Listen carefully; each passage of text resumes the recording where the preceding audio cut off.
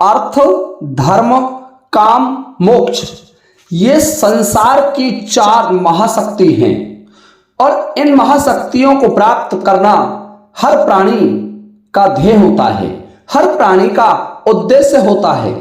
चाहे वो संसार की कितनी ही बड़ी शक्ति क्यों ना हो, देव, दानव, मानव, वो सभी ये चाहते हैं कि उन्हें इन 4 महाशक्तियों की प्राप्ति हो जाए, अर्थ की, धर्म की, काम की और मोक्ष की। ये 4 संसार की वो सुपर नेचुरल पावर हैं जिनको मानव तो क्या, देवता भी तरसते हैं। और हर व्यक्ति का यह प्रयास रहता है कि ये 4 महाशक्ति, 4 देवताओं को हमें प्राप्त करना चाहिए। ये 4 देव शक्तियां यदि हमें मिल जाएं तो हम तो फिर अलग ही हो जाएंगे। तो देखिए श्रोताओं, आप देख रहे हैं YouTube चैनल अद्भुत कहानी स्टार। आप सभी का इस चैनल पर हार्दिक स्वागत और अभिनंदन है। आज की जो कथा है, आज की जो कहानी है, बहुत ही शानदार होने वाली है।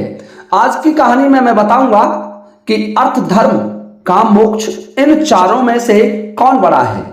तो देखिए श्रोताओं, एक समय की बात है, यह संसार की दुर्लभ शक्ति अर्थ, धर्म, काम, मोक्ष स्वर्गलोक में बैठी हुई एक साथ मंत्रणा कर रही थी और बातों ही बातों में उनमें आपस में विवाद हो जाता है। यह कथा प्रामाणिक है। इस कथा को मैंने कई स्रोतों से खोजने के बाद आपकी सेवा में प्रस्तुत किया है। विशेषकर मत्स्य पुराण में यह कथा आती है। तो 4 महाशक्तियों में विवाद छिड़ गया। अर्थ कहने लगा कि मैं इस संसार का सबसे बड़ा पावरफुल व्यक्ति हूं, यदि मैं ना होता तो इस संसार में मेरे बिना यह संसार अधूरा है। काम कहने लगा कि ठीक है, तुम कहते हो, परंतु आप जानते हो कि यदि मैं नहीं रहूं तो ये दुनिया एक दूसरे को चाहेगी नहीं, संबंध टूट जाएंगे, संतान उत्पत्ति बंद हो जाएंगी, संसार की रचना समाप्त हो जाएगी, संसार का यही विराम हो जाएगा। धर्म कहने लगे कि नहीं, तुम जो कह रहे हो वो असत्य है। यदि तुम रहो और मैं ना रहूं तो फिर तो यह संसार एक नरक के समान हो जाएगा। धर्म विहीन सत्ता हमेशा अत्याचारी, पापाचारी और कलंकित होती है, इसलिए मैं तुम में बड़ा हूं। मोक्ष कहने लगा कि तुम तीनों तो इस संसार की शक्ति हैं, परंतु तुम जानते हो कि जो प्राणी मुझे प्राप्त हो जाता है उसका इस मृत्युलोक में आना जाना बंद हो जाता है, इसलिए तुम 4 में, तुम तीनों से मैं बड़ा हूं। अब उन 4 का फैसला कौन करे? फैसला बड़ा कठिन हो गया। 4 मिलकर के श्री हरि विष्णु के पास गए और श्री हरि विष्णु को जाकर के अपनी संपूर्ण व्यथा कह सुनाई। विष्णु भगवान ने विचार किया कि ये तो इस संसार की महाशक्ति हैं, इनकी उत्पत्ति तो संसार को सब कुछ प्रदान करती है। इनकी उत्पत्ति होने के बाद ही तो संसार गतिमान हुआ, संसार चलायमान हुआ, अन्यथा संसार की गति रुक जाती। मैं इन देवों का फैसला कैसे करूं? श्री हरि विष्णु भगवान ने उनसे कहा कि हे देवताओं, तुम 4 ब्रह्मा जी के दरबार में जाओ, परम पिता ब्रह्मदेव ही तुम्हारा यह फैसला करेंगे, मैं तो तुम्हारा फैसला नहीं कर सकता। श्रोताओं, ये सुनकर के 4 दिव्य शक्ति अर्थ, धर्म, काम, मोक्ष ब्रह्मा जी के पास चल देते हैं और ब्रह्मा जी के दरबार में आए तो ब्रह्मा जी ने देखा कि 4 परम शक्तियां अर्थ, धर्म, काम, मोक्ष, जिनकी इच्छा हर प्राणी को होती है, यहां तक कि स्वयं ब्रह्मा भी उन शक्तियों को प्राप्त करना चाहते हैं, क्योंकि ब्रह्मा की आयु भी दिव्य 1200 वर्ष होती है। 1200 वर्षों के पश्चात दिव्य 1200 वर्ष, दिव्य 1200 वर्षों के पश्चात ब्रह्मदेव भी नष्ट हो जाते हैं। तो ब्रह्मदेव भी यही चाहते हैं, अर्थ, धर्म, काम, मोक्ष 4 की प्राप्ति हो। ब्रह्मा जी ने देखा और उनसे पूछने लगे, कहो देवो, आज आपका आना कैसे हुआ? तो चारों देव कहने लगे कि हे परमपिता, आप हमारा फैसला करो कि हम चारों में कौन बड़ा है। ब्रह्मदेव ने उन चारों की तरफ देखा तो सोचने लगे कि इनके झंझट में मैं कैसे पड़ सकता हूं। ब्रह्मा जी ने विचार किया और उनसे कहा कि अभी मैं सृष्टि रचना में व्यस्त हूं, इसलिए मैं तुम्हारा फैसला नहीं कर सकता। आप कैलासन चले जाएं भगवान शिव की शरण में। वो साक्षात निरंकाल महाकाल भगवान श्री शिव शंकर आपका फैसला अवश्य करेंगे। चारों देवताओं ने जब परमपिता ब्रह्मा जी की बात सुनी तो चारों कहने लगे चलिए कैलासन पर चलते हैं और वह कैलाश पर्वत पर भगवान श्री शिव शंकर हमारा फैसला अवश्य करेंगे। देखिए श्रोताओं, चारों कैलाश पर्वत पर पहुंच जाते हैं और वहां माता पार्वती और भगवान शिव विराजमान हैं। ध्यान से सुनने की बात है। भगवान शिव के पास जब चारों देव पहुंचे तो भगवान शिव ने चारों को उचित आसनों पर बैठाया। चारों उचित आसनों पर बैठ गए और भगवान शिव से बोले, हे पार ब्रह्म, हे निरंजन भगवान, हे महाकाल, आपसे हम एक विनती करने आए हैं। भगवान शिव बोले, कहो देवो, आने का कारण तो बताओ कि प्रभु हम चारों में कौन बड़ा है। यह स्थिति विवादास्पद है। स्वयं श्री हरि विष्णु परमपिता ब्रह्मा भी हमें संतुष्ट नहीं कर पाए और उन्होंने हमको आपके पास भेजा है। जब भगवान शिव ने उनकी बात सुनी तो भगवान शंकर भी एक बार तो सोच में पड़ गए। भगवान शिव सोचने लगे कि ये चारों महाशक्तियां हैं और इन चारों का फैसला इतनी आसानी से नहीं होगा, क्योंकि संसार को चलाने के लिए, संसार को गतिमान रखने के लिए अर्थ, धर्म, काम और मोक्ष, इनकी बहुत आवश्यकता होती है। यह हर व्यक्ति का, हर प्राणी का उद्देश्य होता है कि वो अर्थ का अर्जन करे, धन कमाए, काम से संतान की उत्पत्ति करे और धर्म द्वारा धन को संचय करे, धर्म करे और धर्म करने के पश्चात मोक्ष को प्राप्त हो जाए। कौन नहीं चाहता ये? तो भगवान शिव भी विचलित हो गए। भगवान शिव ने सोचा कि उनका एक परम भक्त है, चंद्रवंशी राजा पुरुरवा। चंद्रवंश में एक राजा हुए थे पुरुरवा, जिसकी कथा हमारे दूसरे चैनल अद्भुत शब्दवान पर चल रही है। राजा पुरुरवा भगवान शिव के परम भक्त थे और भगवान शिव ने पुरुरवा के लिए एक दिव्य आसन प्रदान किया था और एक दिव्य माला प्रदान की थी।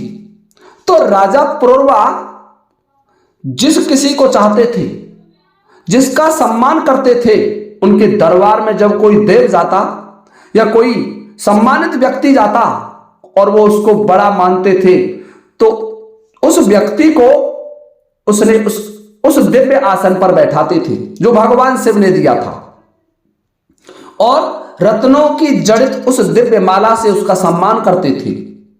तो भगवान शिव को एकदम विचार आया। भगवान शिव मन में सोचने लगे कि मैं इनका फैसला नहीं कर सकता, क्योंकि मैं इस सृष्टि संचालन में अहम रोल अदा करता हूं, इसलिए इन्हें चंद्रवंशी राजा पुरुरवा के पास भेज देता हूं। तो भगवान शिव बोले कि चारों महाशक्ति, मेरी बात ध्यान से सुनो।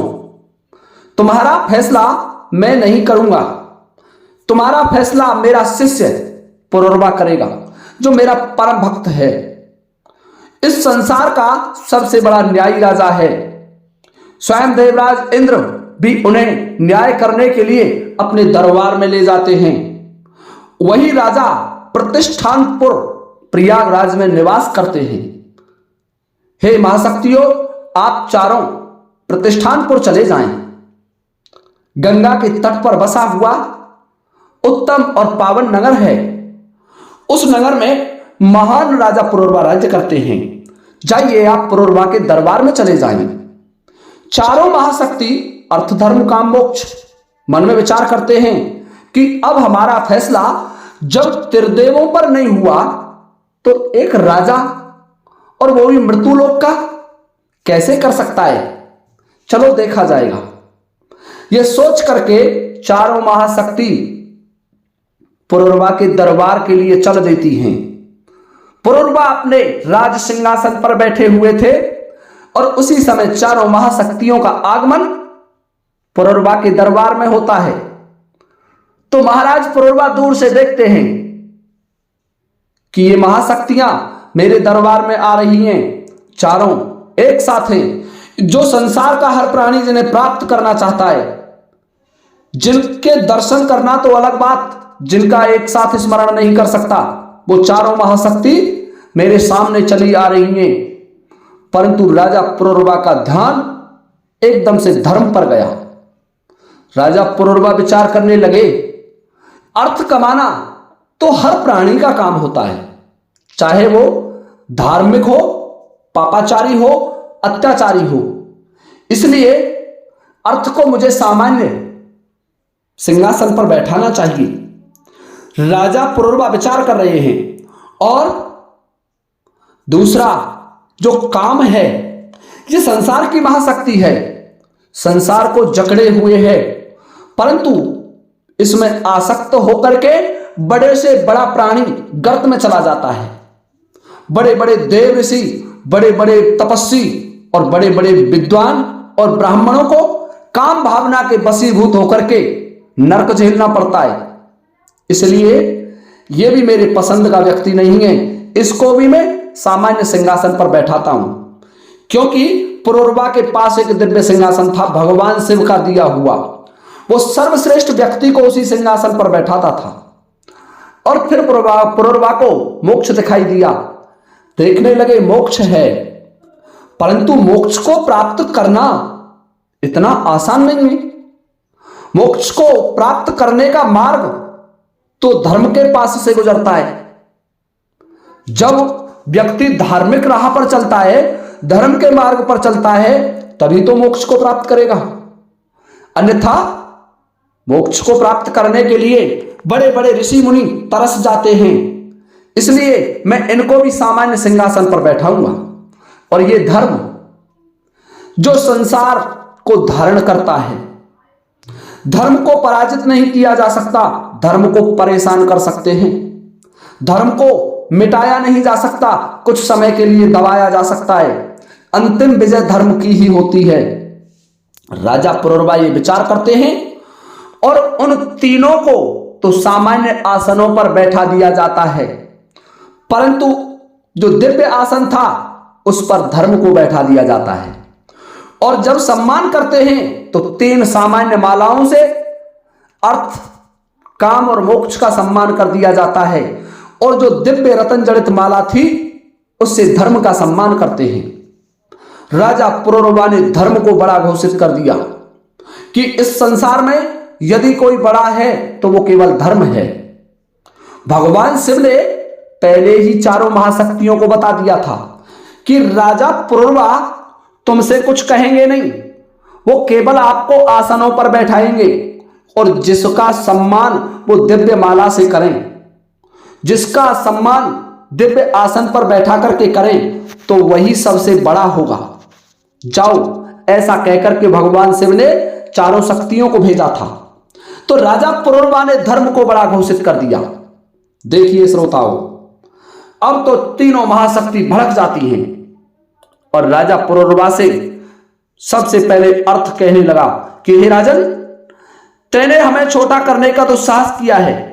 इस संसार का कोई भी प्राणी मेरे बगैर अपना काम नहीं चला सकता, जीवन यापन नहीं कर सकता। इसके लिए मैं तुम्हें दंडित करूंगा। राजन, तुम मेरे लिए तरस जाओगे, ध्यान रखो। इतना कहकर के धर्म, इतना कहकर के अर्थ वहां से गायब हो जाता है। काम कहने लगा, राजन पुरुरवा, तूने मुझे भी छोटा करके अपमानित किया है। मैं भी तुम्हें श्राप देता हूं कि जब तुम युवा अवस्था में होंगे तो तुम्हारी पत्नी तुम्हें छोड़ करके सदा सदा के लिए चली जाएगी। क्योंकि पुरुरवा की जो पत्नी थी इंद्रलोक की अप्सरा थी, उर्वशी, उर्वशी से विवाह हुआ था राजा पुरुरवा का, और राजा पुरुरवा को काम ने श्राप दे दिया और तुम मेरे वशीभूत होकर के पागलों की तरह व्यवहार करते रहोगे। मोक्ष भी क्रोधित हो गए।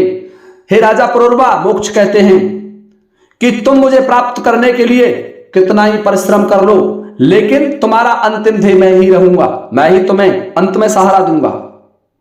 तीनों क्रोधित होकर के चले गए। धर्म पुरुरवा के दरबार में बैठा हुआ है।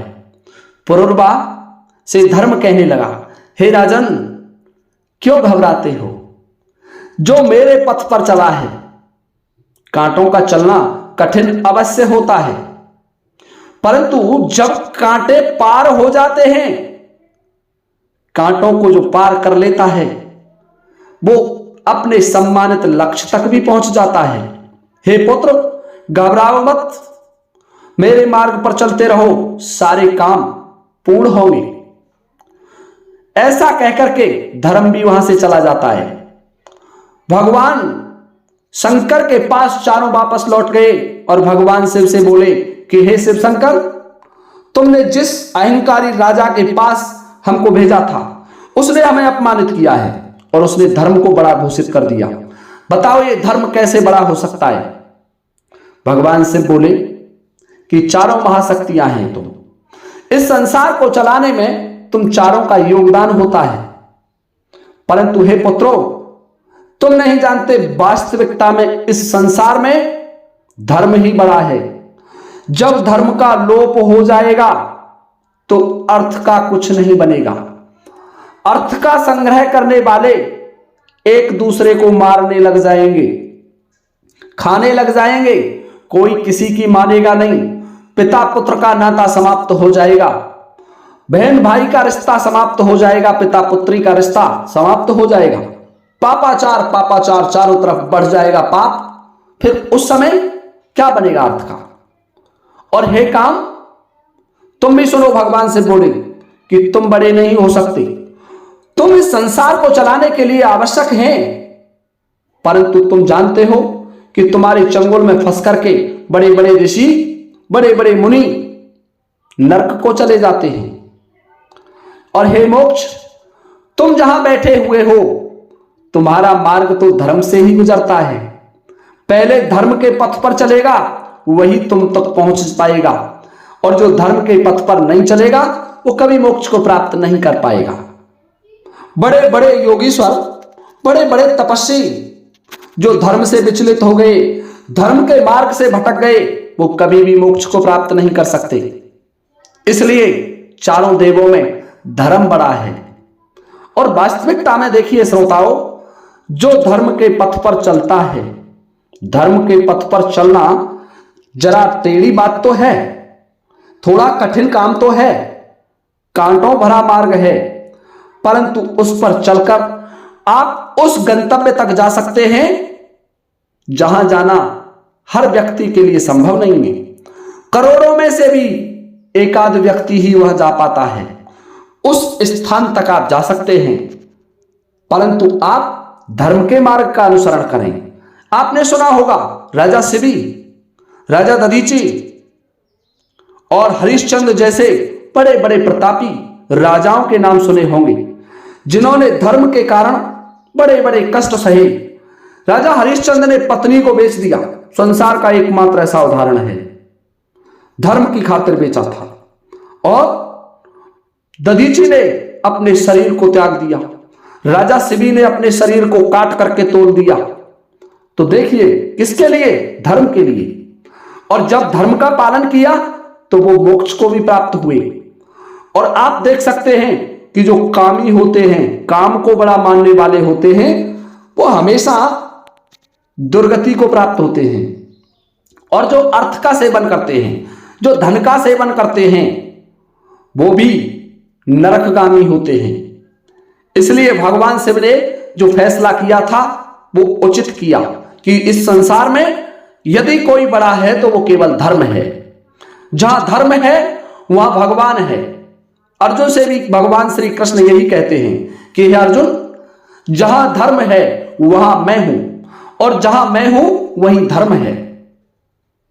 तो देखिए श्रोताओं, भगवान शिव ने यह फैसला किया कि इस संसार में व्याप्त समस्त महाशक्तियों में धर्म बड़ा है। जो धर्म का पालन करते हैं वो हमेशा सुखी रहते हैं। यदि आपको हमारा ये वीडियो पसंद आया हो तो कृपया वीडियो को लाइक करना ना भूलें और कमेंट करना बिल्कुल ना भूलें, क्योंकि मैं आपको इसी तरीके के वीडियो इस चैनल पर प्रसारित करता रहता हूं। कभी कभार आप ऐसे वीडियोस भी हमारे चैनल पर देखते रहते हैं। तो अब यह वीडियो मैं समाप्त करता हूं और आप सभी से लेता हूं अनुमति इस वीडियो को विराम देने की। इसी के साथ जय हिंद, जय भारत।